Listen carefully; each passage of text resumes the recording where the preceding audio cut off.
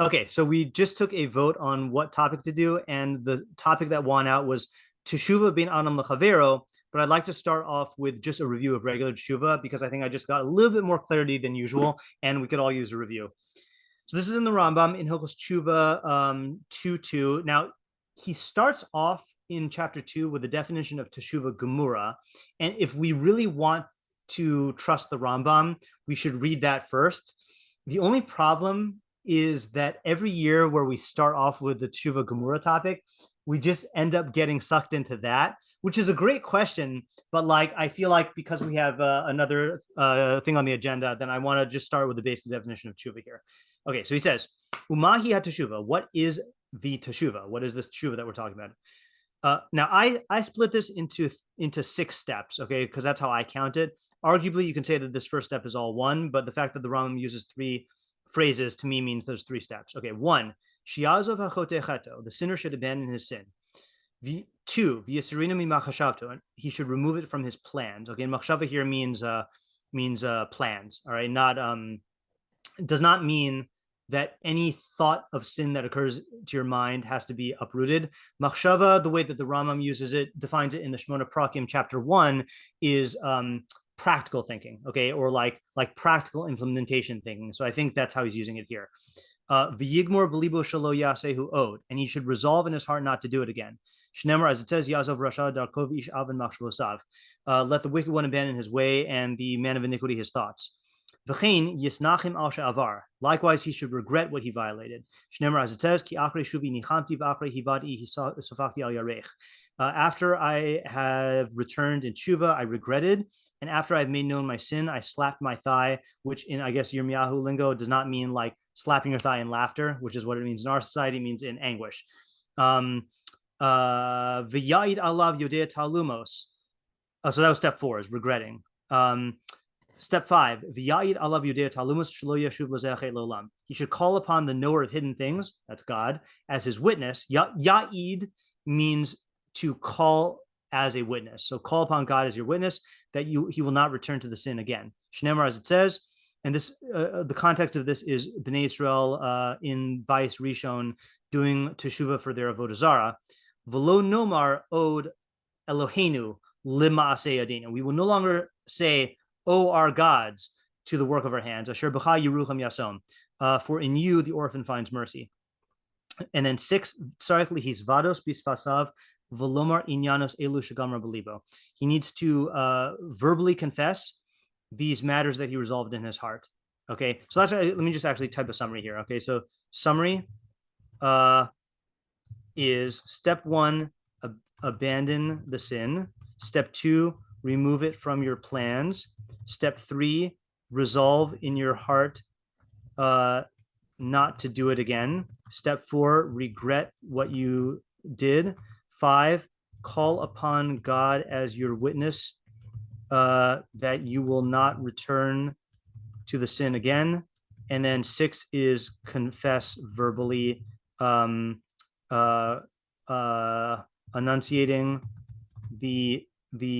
your Teshuvah process that you went through.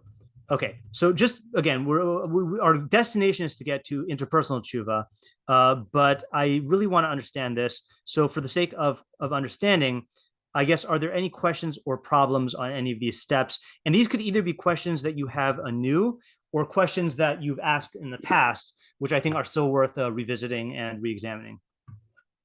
So what do you say? And what I think I'm going to do is I'm going to copy and paste the text of the Rambam into the chat so that you can have it. Give me 1 second to just find the chat, and then I'll call on Tamar. Hold on. Hold on. Where are we here? Oh, there we go.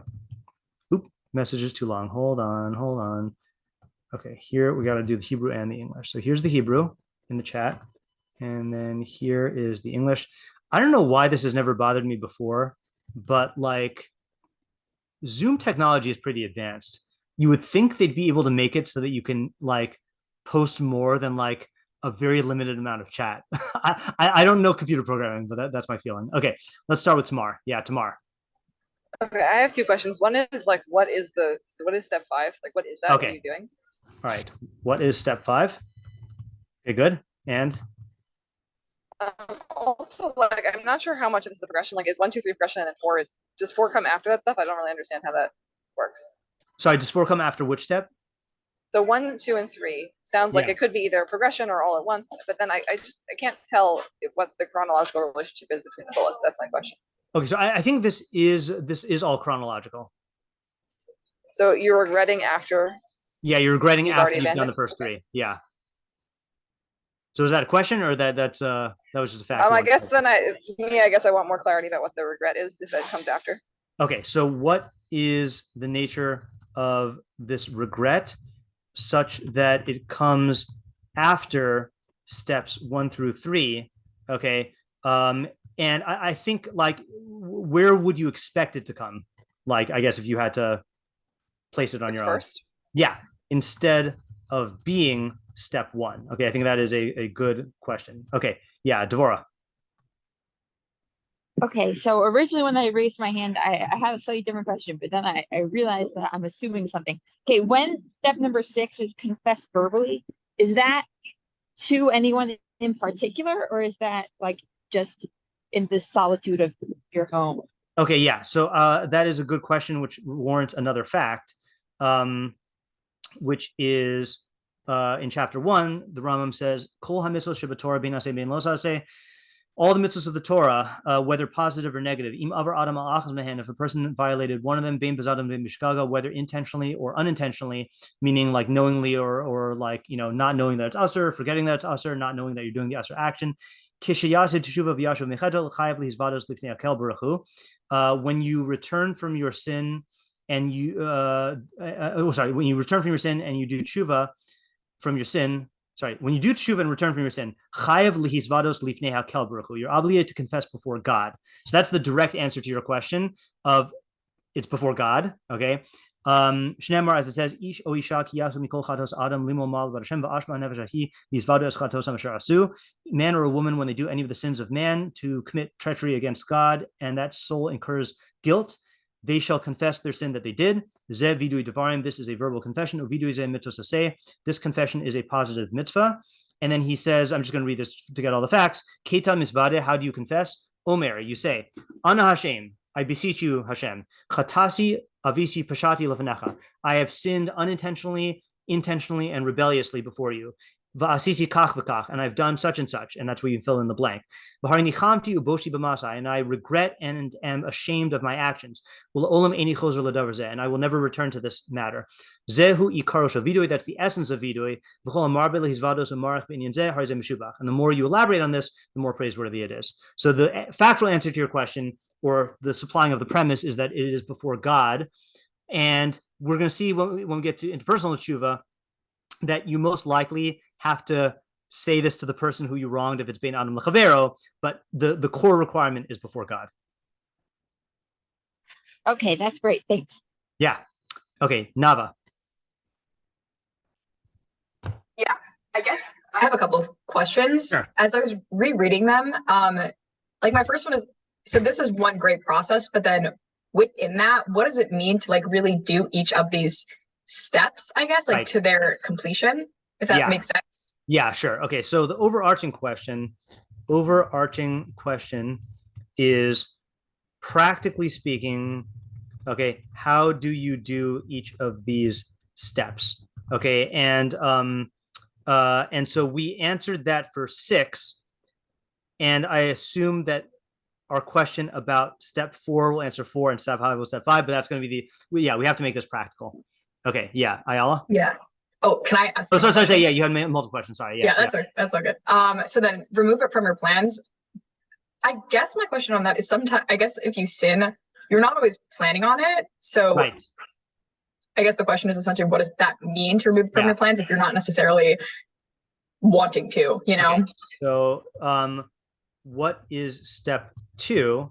How, like, since sins are not always planned, like, then what are you expected to do here? Okay, good.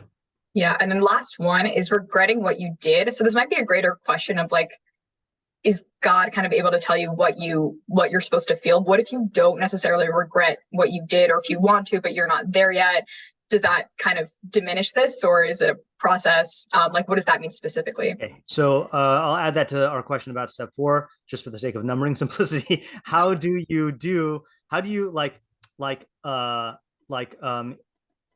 induce regret? Like, can we really, like, what if you don't feel regret? What if you don't feel regret? Okay, yeah. Great questions. Yeah, practical questions. Okay, good. Ayala. Okay, so what is the point of step 6, confessing verbally? And like, I understand that verbalizing something makes it more real to you, but it seems like after you went through this entire process, like, I feel like this process itself is pretty real. Okay, so what is the point of step 6? Granted, verbalization in general is a way to make something more real to you, but why is this necessary after having gone through steps 1 through 5? Okay, good. Yeah, Devorah? I guess I'm looking at like the 6 steps and wondering about the progression, like Tamara was asking. And I'm curious if like it's in the Rambam's definitions of all of these, is it possible to do it out of order? Or can you like that's a good not question. regret what you did unless you did steps 1 through 3? Okay, that's a good question here. Okay, so so this is like overarching question 2. Okay, overarching question 2. I guess I could have just made this in part of the list. Okay, is clearly this is presented as a progression. Okay, but is it possible to do it out of order? Okay, and if you did, would anything be lacking? Yeah. Okay, so I think in the interest of time, because we want to get to Teshuvah ben Amlachavero, I am going to just present to you the answers that I've arrived at this year to these questions, and then if you have questions on that or other answers, then go ahead and share. Okay, so I think the easiest way to do this is let's just go through and I'll share with you my understanding of each step. Okay, so step 1, abandon the sin. So I think this, again, steps 1 through 3 really are one step, but the Rambam is breaking it down into a threefold division that may or may not apply to every sin. But like step 1 is abandon the sin, which just means stop doing it. Okay, and I'm going to give a weird example because I'm trying to think of examples where this step would be highlighted. Okay, let's say you're in the habit of wearing 4-cornered garments without tzitzis, and you're chayav in tzitzis, right? So that's just like the clothing, or let's say shatnez. Shatnez can apply to everyone, right? So let's say you just are in the habit of wearing shatnez. Okay, step 1, just stop. Okay, take off the garment. Okay, like that's the thing. Yeah, or let's say like you are in mid bite of cheeseburger, put it down, right? Just stop doing it now. And what I'm trying to emphasize here is this step is about the present. Okay, it's not about the future. That's going to be steps 2 and 3. Okay, so step 1 is stop doing the sin now.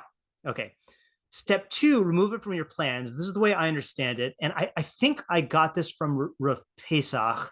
It might even be in his Malchus, Zikronos, and Shofros shir, which I will mention here. I mentioned this, I know a lot. This is the shir he gave to women in 2008 or 2013. I can't remember. One of those 2 years. It's like an hour shir, is the best shir to prepare yourself for Musaf and for Rosh Hashanah that I've heard. I know there's a lot of great shirim that we have out there, but it's also like a 1-hour shir. So if you want me to send that to you, then I could send that to you, or I could post it in the chat if someone reminds me. Excellent. And I think one of the lifters has notes on it, which I can also send you. I think it might be Joey's notes, but I print it out for Rosh Hashanah so I can like review it. Okay, but anyway.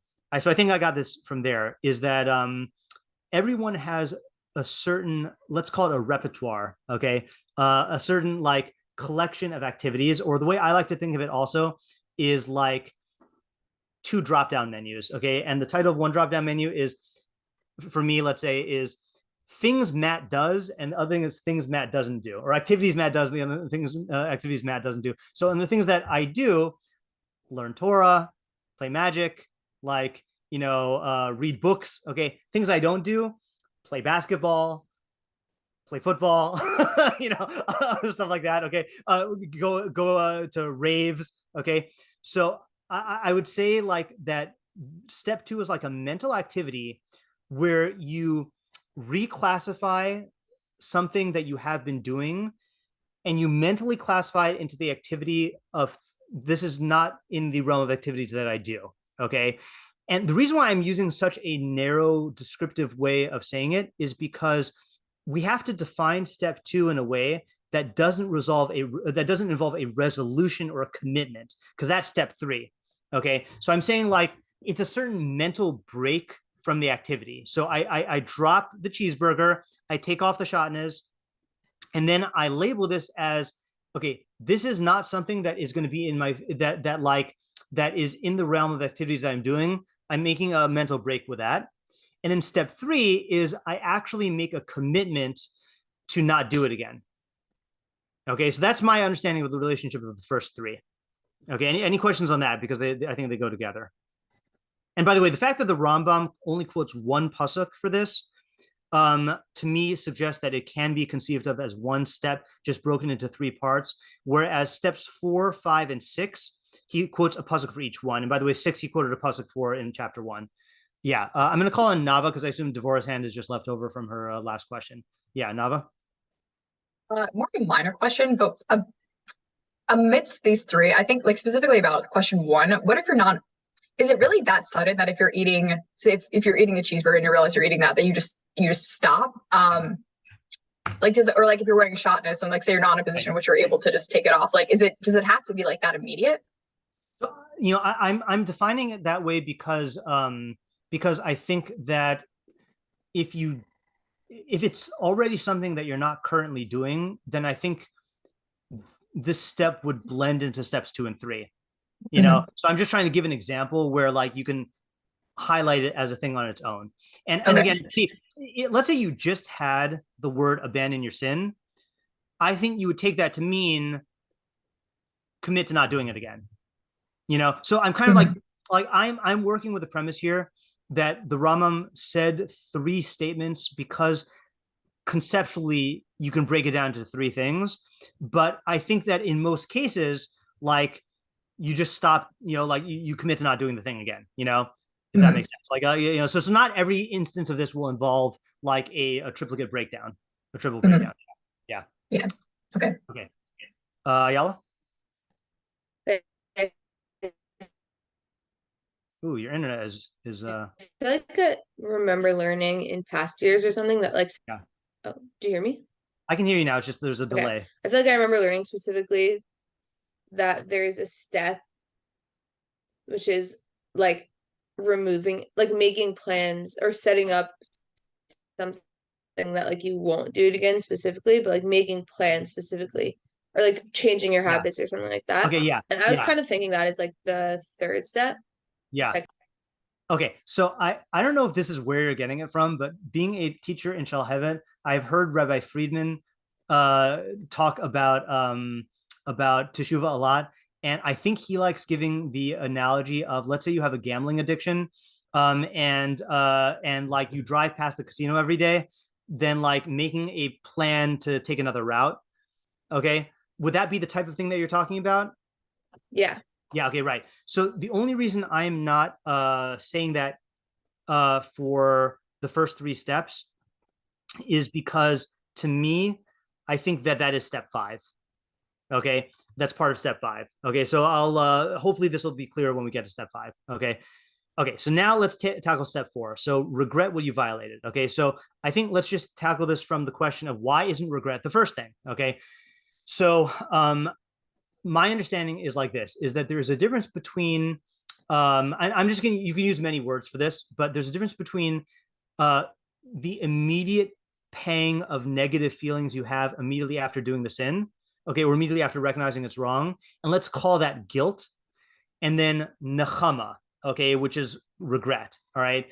So nechama, okay, I gave a shiur 2 Tisha B'Avs ago on the kina of Eich and Achem. In fact, you know what? I'm going to bring it up. I wrote this one up.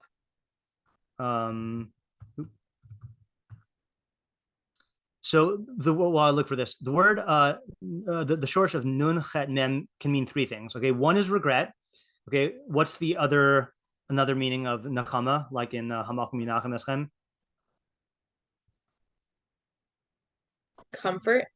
Comfort, right? Comfort or consolation.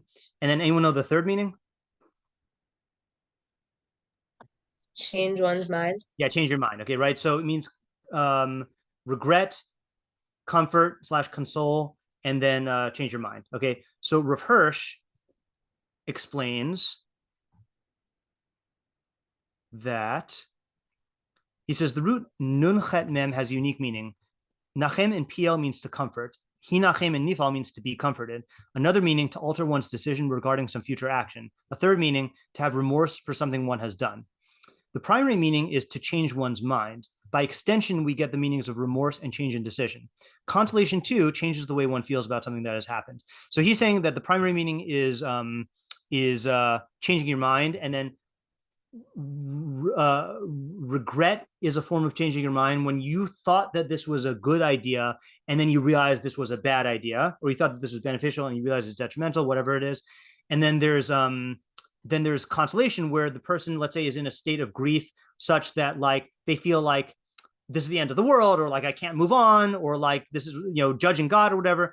And then you change their mind to where they can move on. Okay, so that, I think, is the type of thing that we're supposed to feel as step 4. Okay, whereas guilt might involve some sort of change, but oftentimes it's just a reaction to your superego, right? That you have a certain value system, or your conscience, right? A value system that makes you think that that makes you feel bad when you do something that you've labeled as something you shouldn't do. So guilt, to my understanding, is not part of the Teshuvah process. It could be an impetus for doing Teshuvah, but it's not actually a part of the Teshuvah process, because you could do Teshuvah without feeling guilt. The purpose of guilt is to spur you to examine your actions to see whether you need to do Teshuvah. And I know I've given this example before, but I'm going to give it again because it's the best example, is that when I was in the dorm in yeshiva, they had smoke detectors throughout the dorm. And it was set up so that if one smoke detector went off, then all of the ones in the entire building would go off. And I don't know who made the decision, but the idiotic setup was that there was a smoke detector right above the stove. Okay, so what would often happen is I'm sleeping, I get woken up at 11:30 at night, and I hear the smoke alarm like beeping, and I get out of bed and I need to ask myself the question, is the building burning down, or is someone making late night toast? Okay, so to me, guilt is like the smoke detectors, where it is a sign that you should investigate because something might be going wrong, but sometimes nothing is going wrong, or sometimes things are going well and you feel guilty about it anyway. But sometimes it's indicative that there's something that is actually wrong. So that would be like, the type of feeling that comes before the process. But the regret that the Torah demands is the regret of changing your perspective about the sin. And you can't actually do that until you've gone through at least these 3 steps, where you recognize that it is a sin, you break association from it, and you make a commitment to not do it again because you realize that it's wrong. If you were to feel regret, but you're still involved in the sin, then you don't really feel regret. Like then like there's something lacking in your regret. And that's why you have to do it. That's why you have to have the regret at step 4. And furthermore, you need this regret in order to be able to call upon God as your witness to not do it again. Because if regret stems from a recognition of what is bad or harmful about the thing, then like that's the foundation upon which you're going to change yourself so that you don't do it again. And that brings us to step 5, which I'm going to go ahead and explain right now, and then we can pause for questions. Step 5 is, God, the knower of hidden things means someone who can see on the inside. Okay, so there's doing Teshuvah for external appearances. Okay, but real Teshuvah is you've actually taken the steps to make the changes, whether in your, let's use the metaphor of the rider on the elephant, right? That this is the Machshavah. I don't know who came up with it, but I read it in the book Switch by Chip and Dan Heath, about how to change behavior when change is difficult. That there's 3 levels of change, okay, that you can have: change based on your intellect, change that is directed at your emotions, and then change based on your environment. Okay. Changing through intellect is the most difficult and tends to be the least effective. That is the metaphor of the rider on the elephant, that the elephant has his own will and his own, desires and priorities. So that the rider can exert some influence on the elephant, but it is very, very hard to like change the will of the elephant. More beneficial is you actually have strategies for changing where you actually are like working with the elephant. Those are strategies directed at the emotions. But the greatest way to get the elephant to go where you want it to go is if there's a path that the elephant is on, it'll just follow the path. So that's cultivating your environment, and that's environment or circumstance-based behavior reform. Okay, so calling upon God as your witness is you make whatever changes are necessary in those three realms such that you can, based on your knowledge, you can say about yourself, I am a changed person, where I am no longer going to say, I'm no longer going to call the work of my hands God. Okay, like that's the example in Hosea. I am a different person. I'm not going to do this again. Now, you don't know for sure whether you can do it, whether you're going to do it again. Okay, only God actually knows. But this is not saying that God must testify on you. It's saying that you must be confident enough in change to call God as your witness. God does not demand that we have omniscience because we're human beings. God demands that we work based on the knowledge that is accessible to us, but it's saying that it needs to meet the standard where, like, as far as you know, you've changed enough to be able to not do this thing again. Okay. And if your question is, I got a question from a ninth grader yesterday, which I was very proud of the ninth grader. He said, let's say you do Teshuvah, okay, and you as God is your witness, you're not going to do it again. Then let's say you get into the same situation and you don't do the sin again. And let's say in the future you get into the same situation and you do the sin again. Okay, so do we say that your original Teshuvah is invalid or not? Okay, it's a kind of a classic question, but I was just very proud of this ninth grader for having the question. Okay, so what I would answer is I would say that your Teshuvah is good. Okay, like if you actually like change yourself to the point where like you got into the situation and you didn't do it again, your Teshuvah is good. It is possible then to go and do a new sin, like later on, like other circumstances happen. But what step 5 demands is that you be able to make the changes now, who you are now, where you can look at yourself and say, I can call God as my witness that I have changed myself, so I'm not going to do this again. But what the future actually is, we have no way of knowing. Okay, so I'm going to pause here for questions on the first 5 steps. Any questions or clarifications that you need?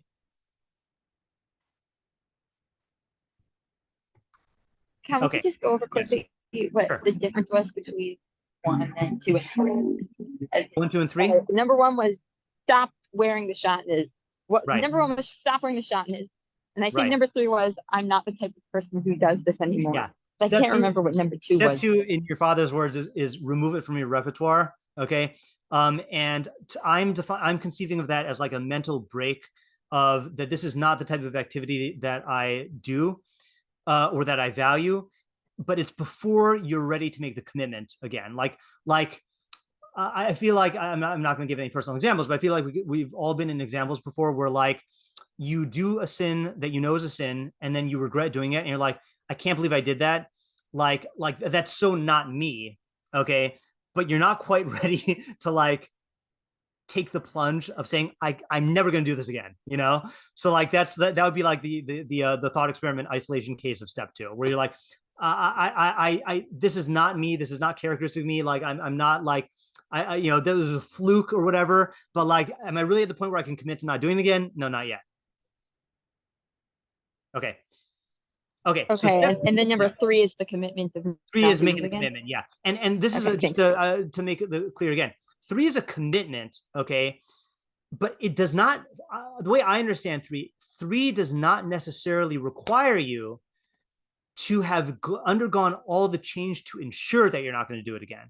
Okay, that's why Rambam never uses this phrase, but people use this phrase as Kabbalah al ha'asid, taking it upon yourself for the future.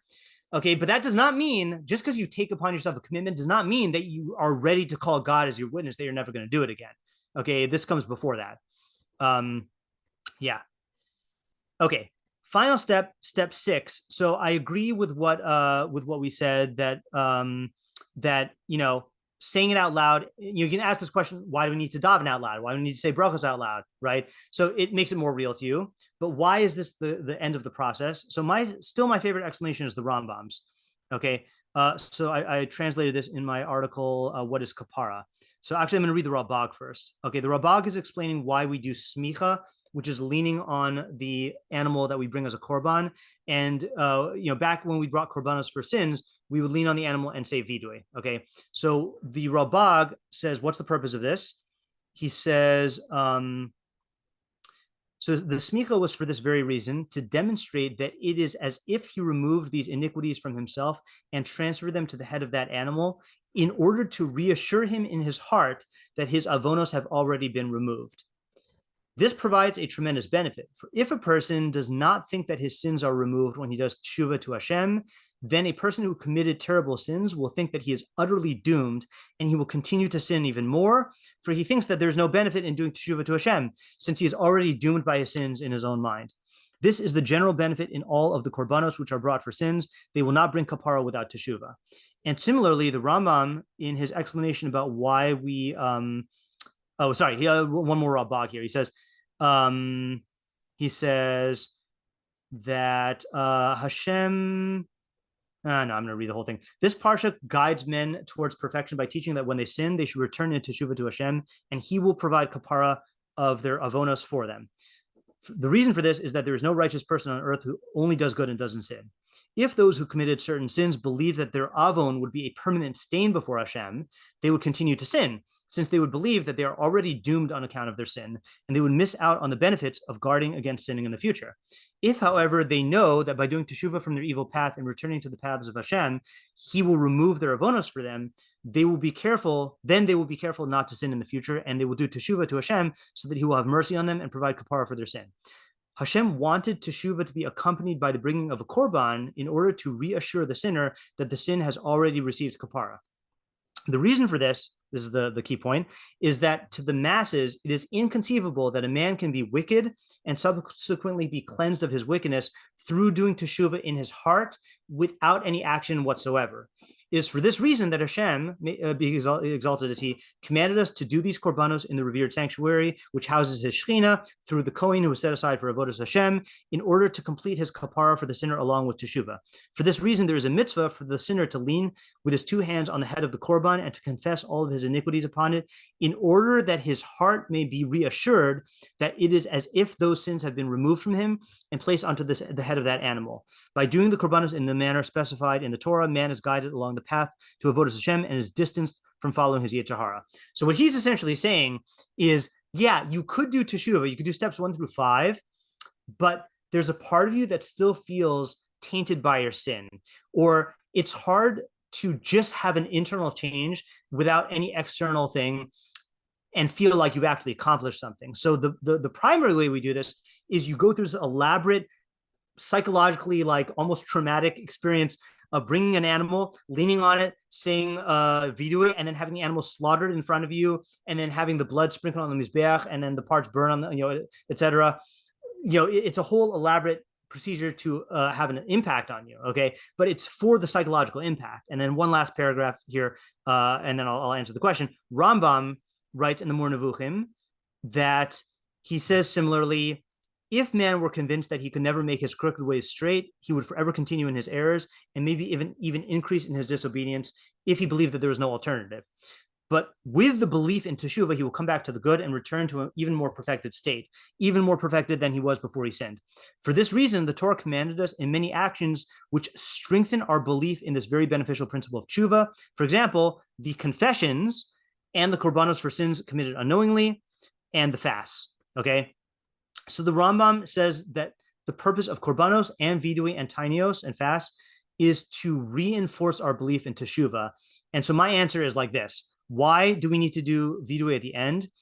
This is what in modern terms we would call to bring closure to our teshuvah, okay? Is to have the psychological impact that I have completed my teshuvah process and I can move on and God forgives me and I'm no longer tainted by my sin. So theoretically, if you did, let's say, hypothetically, you are on you're about to die, okay, and you do steps 1 through 5, but you let's say you can't talk, okay, yeah, you've done total tshuva, okay, but step 6 is the capstone where you are then like concretizing the tshuva and like coming to a state of closure where you're like, okay, I've completed my tshuva, it's like a closing ceremony, okay, so that's why it's at the end. And that's why we're employing this process of making something real to your emotions. Okay, any questions on that? Okay, I think we answered all of our questions. Okay, how do you do each of these steps? Okay, I think we've done that. What's the progression? And if you do it out of order, so if you do it out of order, that's the interesting thing. Okay, so I think we made it clear that certain steps you can't do out of order. Okay, like for example, you can't regret before you've gone through the process of like deciding to stop doing the sin, if you do vidui before you've done teshuvah, the Rambam later on says it's like tovo v'sheretz biado, that it's like going in a mikveh while you're holding on to the source of halakhic impurity.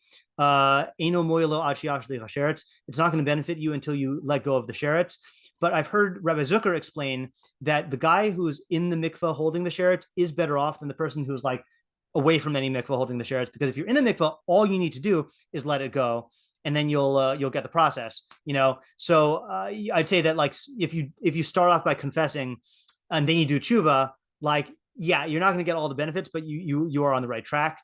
I think it's possible to do step 5 without doing steps 1 through 3. Like let's say for example, you're 13 years old, okay, and you engage in a sin, and let's say you never actually work on doing the tshuva process, but let's say now like you're 60 years old and you just don't have the same desires or are not in the same situation anymore. So the Rambam calls that, so you can testify upon God that you're not going to do the sin again, and if you make a commitment at that point to not do it again, you have done tshuva, but the Rambam calls it an inferior tshuva, So like I'd say if you do these steps out of order, then it's going to be a compromise, but you can, do some of them out of order.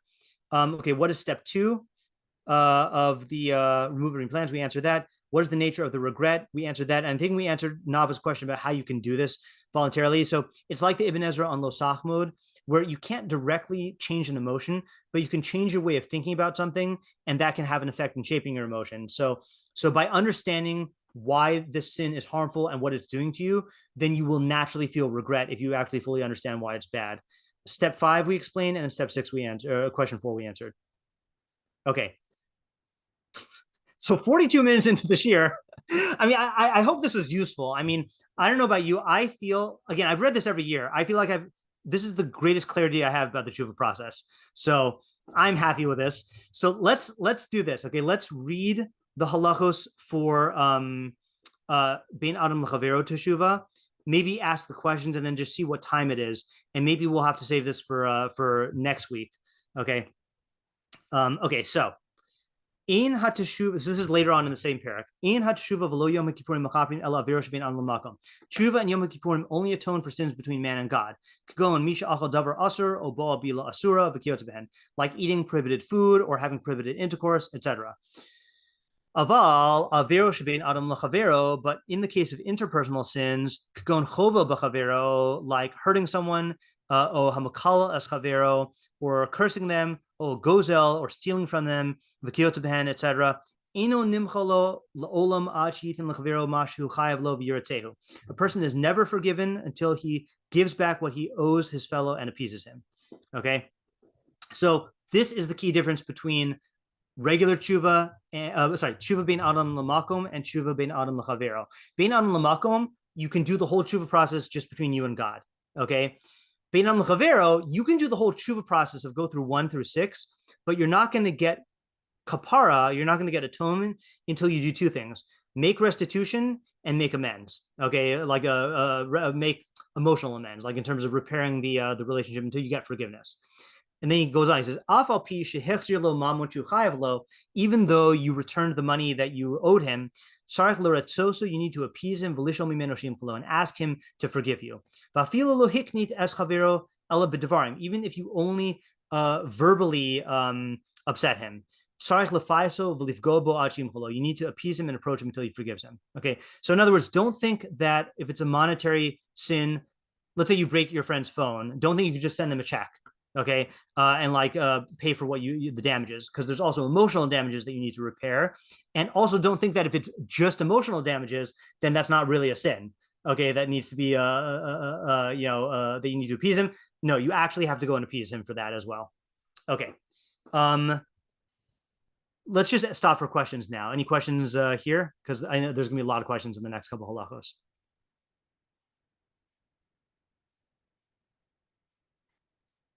Yeah, Devorah?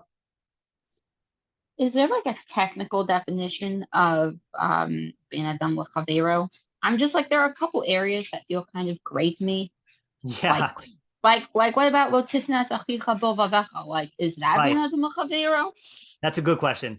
So is there a question that's being adam l'chavero? So, the closest definition that I've seen, which I don't think is going to help at all, but we're going to check it out anyway.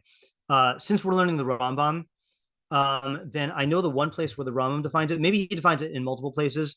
The one place that I know he defines it in is a very obscure place, is in the פירוש המשניות on Peah. And this is not because I'm one of those people who learns Mishnayos and knows all the obscure agricultural things. I think I got this in a footnote.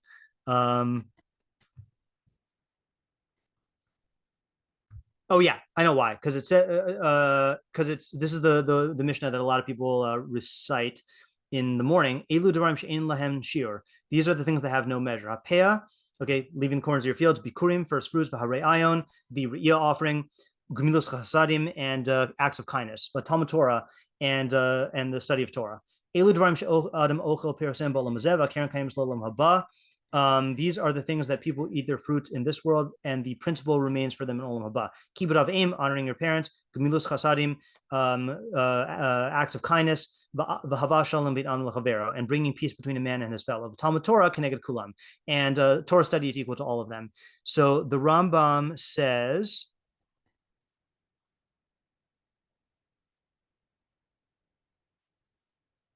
I'm just trying to find it.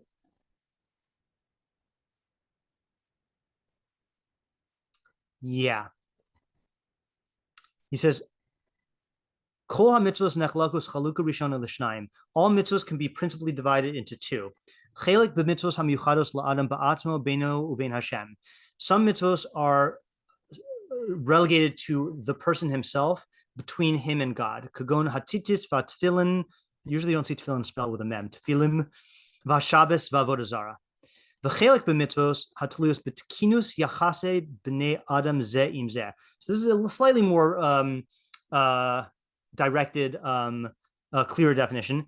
Certain mitzvos are dependent upon the improvement of relations between man and between human beings. Kagon ha'azhara al-hagneva v'ha'ona v'hasina v'hanatira, like the prohibition against theft and cheating and hatred. He mentions sina, and bearing a grudge. Vatzivui le'ehov zeh v'shelo nirame zeh. I don't know why it goes back to the negative. V'shelo yamod echad mimenu al nezek hasheni. Like the commandment to love one another, to not cheat each other, not deceive each other, and to not stand idly while another person is harmed, and to honor parents, and to honor chachamim, shem avos hakol, which are the fathers, so to speak, for everyone. Yeah, so I think that is a better definition. So he's defining it based on the intended effect. If the effect is to improve interpersonal relations, then it could be classified as being on l'chavero. If it is not designed to include to improve relations between people, then it's been on lamakom. And the Rambam in the More Nevuchim says that would include mitzvos that are there for your intellectual perfection and for your improvement of your midos. And there is such a thing as mitzvos that fall into both categories. For example, honoring your parents is definitely going to improve human relations, but it also is designed to lead you to recognize Hashem as the cause of your existence, and to lead to ideas about that. So that's both. Or let's say the Rambam mentions Yom Tov has ideas for our intellectual perfection, like remembering Yetzias Mitzrayim, to remember the miracles that God did, which are a proof of God creating the world and Hashgacha. Then there's also ethical midos perfections in Pesach. So, for example, having us identify with the slaves and like treat our no, not treat our slaves, that's for the last category, and having gratitude to God. And then it's also improving our relations, let's say in Pesach specifically, improving the way we relate to our slaves, or Yomim Tovim in general, the Rambam says, is there for the benefit of like having society get together and strengthening societal bonds. So it is possible to have both. That's a good question. Okay, let's go on. Okay, this is a classic question. Okay, so I'm going to start by stating the I won't call it a mistake because I think it's possible people hold this. I think people are generally aware that if the person doesn't forgive you, you have to approach them 3 times. Okay, but I think people are not aware of the Rambam's psak for that. Okay, which really is 4 times. Okay, so you approach them individually. Okay, and then he says, Lo ratza chavero limcholo. If your fellow does not want to forgive you, maybe lo shura shel shlosha b'nei adam mere'av. Then the sinner must bring a group of 3 of his friends, okay, the victim's friends, upogin bo, and approach him, umavakshi mimeno, and approach him and ask for forgiveness. Lo nisrata lahem, if the victim is not appeased, maybe lo shnia ushlishis, then he should bring a second group and a third group. Okay, so let's just walk through the case here to make sure we understand. So let's say I do something that wrongs Ayala. Okay, so I have to approach Ayala and ask for forgiveness and make restitution and everything. If she doesn't forgive me, I have to find 3 of Ayala's friends and approach her 1 time with friends. If she still doesn't, if she's still not appeased, I bring a second group of Ayala's 3 friends. And if that doesn't work, then I bring a third group. Okay, but lo rata, if the victim still is not appeased, menicho v'holachlo, then the sinner can leave the person and move on. V'zeh shelo machal hu hachote. This person who did not forgive, they are the sinner. Okay, so the tables are turned. Okay, v'im haya rabo, but if it is your rav, which I understand to mean not like official rabbi, but like your teacher, then you should go to this person even 1,000 times until he forgives you. Okay, so let's read one more and then we'll stop for questions. It is prohibited for a person to be cruel and to not be appeased, to not allow himself to be appeased. Rather, a person should be easy to appease and difficult to anger. And when the wrongdoer asks him for forgiveness, he should forgive with a full heart and a desirous soul. Even if he afflicted him a lot, and he sinned against him a lot, he should not take revenge or bear a grudge. This is the way of the seed of Israel and their proper heart. But the non-Jews, or Lelev, who are uncircumcised in their hearts, Einan Cain. They are not like that. It says that their wrath is preserved forever in Amos. Likewise, it is stated about the Givonim, which were a group that joined the Jewish people from outside and had like a questionable status. It says that since they refused to forgive and be appeased, that the Givonim were not from the children of Israel. Now, the reason why that pasuk works is because on a simple level, yeah, obviously they're not part of Israel, they're Givonim, but it means that they're not behaving like Jews. Okay, any questions on these 2 paragraphs that we read about refusal to forgive?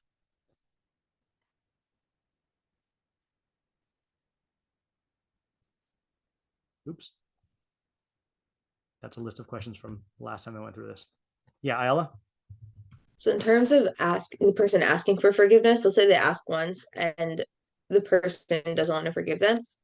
Do they have to immediately go to the Rambam's process, or can they, like, let's say they know that like the person just needs to hear it again or something like that, like alone? Okay, good question. Okay, so how would I ask this? Okay, is the Rambam's procedure a like rigid, technical, halachic requirement? Okay, for example, let's say the person doesn't forgive you, but you know that they just need more time. Do you need to go and bring a group of 3 friends, or can you make another attempt? You know, in all the years I've learned and taught this, no one has ever asked that question before. I think that's a great question. Okay. What else? Yeah, Isla? Also, like, you're supposed to forgive and be easy and not get angry so easily, but how can you practically do that? Okay, right. That's going to be a big question here. Okay, yeah, it's nice to say that you should be forgiving and appeasable, and hard to anger and easy to forgive. But what if you can't, right? How do you do this? Okay, or as one of my students asked, what if this guy murdered your whole family, right? Like, do we really expect you to be able to just forgive? And if this person goes through this procedure and you don't forgive them, do we really say that this guy whose family was murdered is the sinner? Like, that seems overly harsh and unrealistic. Okay, this seems overly harsh and unrealistic. Okay. Obviously, we have to ask the basic question, which is, what is the reason for like peer pressuring the victim? Oops, I just spelled that wrong. Peer pressuring the victim into forgiving you. Does this what is the like, how is this supposed to work? Okay, and mightn't this result, I feel like no one ever says that word anymore. Mightn't this result in like a disingenuous pardon, forgiving? Yeah, Devorah? Yeah, so like I can understand, like, okay, I do something wrong to someone and I need to go ask for their forgiveness. And now let's say they don't forgive me. I feel like it takes it's just a lot more embarrassing. Like, now it's making it very public for you. Right. Like, does my tshuva really demand that, like, now I go like and gather these groups of friends? Like did I really not do my complete tshuva if like I'm too embarrassed or like not willing to go Oh, so find you're these saying groups embarrassed of for the people? sinner. You're saying embarrassed for the Yeah. sinner? Yeah. Yeah, Okay, embarrassed for the sinner. Yeah. Okay. So okay, so I'm going to put this as a separate question here, which is no, I'll put a separate question here, which is like, what does this requirement how do I say this?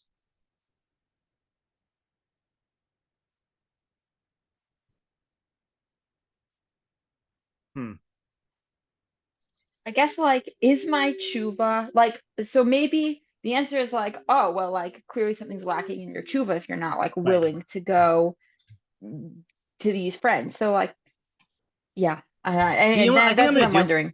I think I'm going to put this as a question on just the standard, just the first halacha, which is why is like making restitutions and appeasing your friend a requirement for the teshuvah process? Okay, like, in other words, like, why didn't God set it up so that you can do complete teshuvah like privately, okay, and it's a separate requirement outside of teshuvah to appease your friend, right? For example, like, let's say like bein adam lechavero, right? V'ahavta l'recha kamocha. That's a mitzvah. So why don't we say, okay, you did complete teshuvah as we defined in the 6 steps, and now as part of like fulfilling the mitzvah of v'ahavta l'recha kamocha, then you appease your friend. Or let's say with the damages, as part of like, let's say you steal something from someone. Well, there's a separate mitzvah saseh to return the object that you stole. Okay, like all of this stuff could have been conceived of without the tshuva process. And at the end of the day, I think this is what was driving Devorah's question. At the end of the day, like, isn't your teshuvah primarily about your own state of perfection and your own relationship with the sin? The victim is important, but repairing that relationship shouldn't be a requirement for you to complete your teshuvah process. Is that the gist of your question? Or am That's I like a way better version of my question. Okay, yeah. okay, all right. Okay, I got it then. Okay, good, glad. Okay. Tamar, did you have raise your hand for 1 second? Yeah, but it falls under this question. So Okay, good. Okay, so let's Ayala. Just factually, I forgot. Is this in addition to the 6-step tshuva process? Yes, this is in addition to the 6 steps. Yeah. Okay, so let's read the last one. The last one's the hardest one and could even be its own topic. I can't remember if I've given shir on this before, but worth looking at again. Hachoti lechavero. If a person sinned against his fellow, umes chavero kodem shivak mechila, and your fellow dies before you ask for forgiveness. Maybe asara b'nei adam umamidan al kivro. You should bring 10 men and stand them around the grave of the victim. V'omer bifneim, and say before these 10 people, Chatasi lashem Elokei Yisrael uleploni zeh. I have sinned against Hashem, God of Israel, and against so and so. Sha'asisi lo kach v'kach, and I've did such and such. I have done such and such. Again, you spell out the sin. V'im hayachayev lo mamon, and if you are liable, if you owe money, you throw it into the grave. No, I'm just kidding. Yachziru liyorshav, you return it to the people who inherit, the inheritors. Lo haya yodea lo yorsh, and if you don't know anyone who is their inheritor, yanichenu bevestin v'yizvade. You leave it in Beis in the court, and you confess. Okay, so I feel like there are questions on this. But how would you formulate the questions? Yeah, Tamar? So how does this relate to the thing that you should do when a person is alive? I mean, there's like the question of why would you do this? But okay. I also want to ask, like, how does this fit into the framework of, like, you're not making this person feel better because they already died. Right. Okay. So I'm gonna I'll put both those questions. Okay. So, what is up with the whole procedure of doing teshuvah, with someone who died before you asked for forgiveness? Okay. Like, what is the rationale behind this process? Okay, and then furthermore, I'll ask you a specific question. Furthermore, what is the relationship between this process and the basic process of teshuvah bin adam lechavero? Okay, and I'm going to actually add another component of this question. Okay, so like additionally.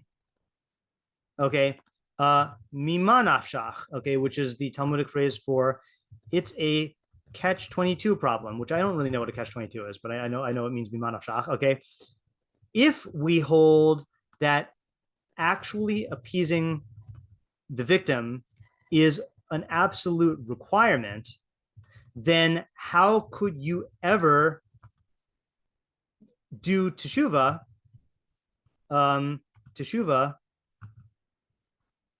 If the person died, okay? And if it is possible to do teshuvah once the person died, once the person died without getting their forgiveness, then why can't we do that when the person is alive? Okay? Seems to be like inconsistent, contradiction. Okay. Any other questions on that last halacha?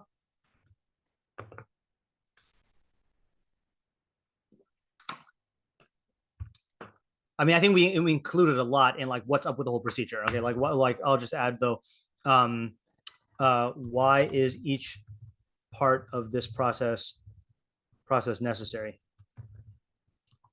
Yeah. Also note that it is interesting that it says, I have sinned against Hashem, God of Israel, and against so-and-so, whereas I don't think you have to say that when you are appeasing the person. I think you say that in your own vidui, okay? Like, I sinned, to Hashem, but then when like if I go and apologize to Ayala, I don't think I say, Ayala, I sinned against God and against you. Please forgive me, I just don't think that's part of the requirement. Yeah. Okay. So now we got our work cut out for us. Plenty to think about during the Aseret Teshuvah. I hope that I feel confident that that going over the basic Teshuvah process was good, but I hope that it actually has a meaningful impact on your Teshuvah. Okay. If you haven't already done so, then if you check out last Friday's article on the Rabbi Shneiwei's Substack, I went over the Sforno's view of Teshuvah, and the main question was basically, Moshe Rabbeinu makes the claim according to the Sforno that Teshuvah is easy, and my question is, how is it so easy? And then the Sforno says, I'll tell you how it's easy. All you have to do is recognize what you did wrong, who you sinned against, and regret it and confess. And my question was, what happens to these 3 steps? Sforno didn't mention, or actually really steps 1, 2, 3, and 5. Okay. Sforno does not mention resolving not to do it again. Okay. So I reached a conclusion which plays around with the idea of what if, according to the Sforno, that's not required for Teshuvah. Okay, which is different from the Rambam. So if you haven't read that and you want an interesting Teshuvah perspective to play with over the Aseret Teshuvah, then go ahead and read that 2-page article. What else? Next week, to mention what I mentioned last night, my Thursday night Pirkei Avos shiur is going to be replaced by Jesse Fishbein giving a special shiur. And then Friday we should be on, God willing, and we can try to answer these questions. And if you have other questions on Teshuvah, you can feel free to post them in the chat or send them to me. And if we have time, we'll take those up. Okay. Can you post the shiur from Pesach? Oh, yes. Thank you for reminding me. I will try to do that right after this. And if I don't, then remind me in the chat. Okay. Everyone have a great Yom Tov and a Shana Tova and all the other good things you're supposed to wish people. Yeah. Okay. Thank you. Thank you. Right. Shana Tova. Thank you so Bye. much.